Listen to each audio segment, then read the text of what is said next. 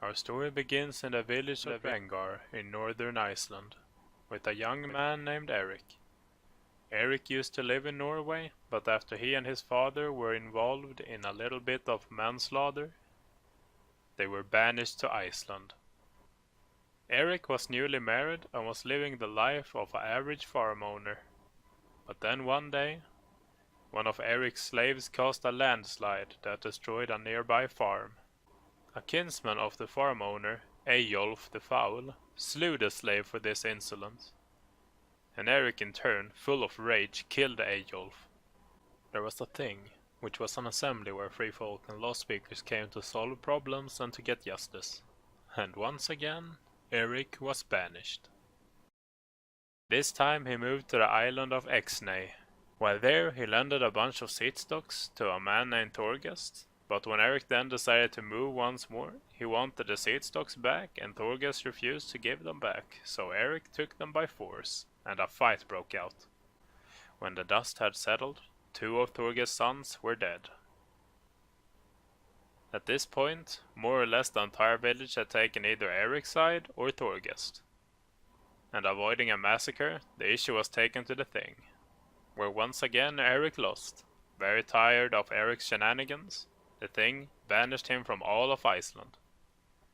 His friends hid him from Thorgest while he made ready to set out on a voyage to the land which Gurnbjörn, the son of Ulf the Crow, saw when he was driven westward over the ocean, or as we call it today, Greenland.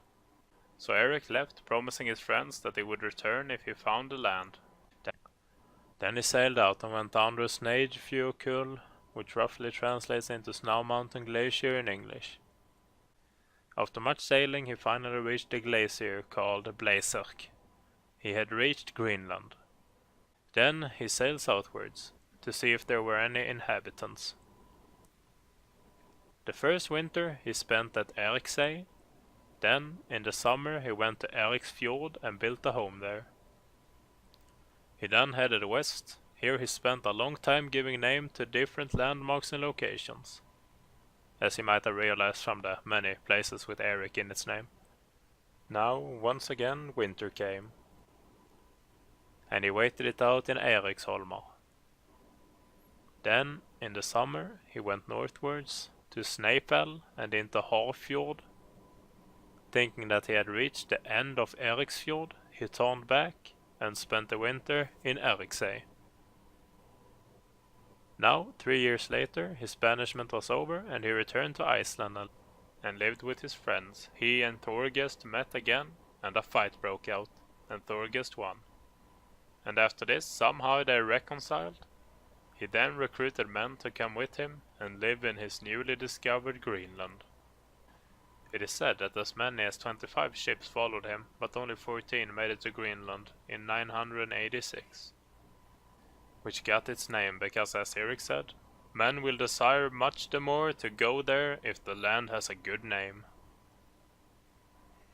Many men then came and joined Erik after hearing of his Greenland, and the Scandinavian settlers built 2 major settlements, the western and the eastern. The settlements at their height are estimated to have had a combined population of between 2,000 and 10,000 men. Erik the Red had 2 sons by his wife, Leif and Thorsten. Not much is known of Thorsten, but Leif would go to Norway and enlist in the King's Royal Guard. He would then return as a missionary to Greenland and convert many settlers, including his mother, Erik's wife. The first church on American land is also built, the Toyerder Church. Leif was also the first European to discover lands in today's Canada. 281 years later, in 1281, Greenland acknowledges Norway's king and starts paying him taxes.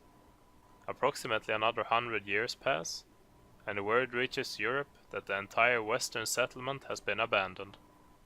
Trade starts declining between Greenland and Norway after the loss of their most important trade vessel, and the last recorded history of the settlement in 1408. A wedding is held at Halsey Church, and somewhere between 1480 and 1500, the entire Scandinavian population of Greenland disappears. There are many theories on why this happened. Some suggest that the Inuit tribes killed them all. Some suggest that unrecorded raids by European powers scared them off. Some suggest that they simply migrated to Canada, the land that Leif had discovered. But it remains a mystery to this day. What do you think happened to the Norse inhabitants of Greenland? Leave a comment.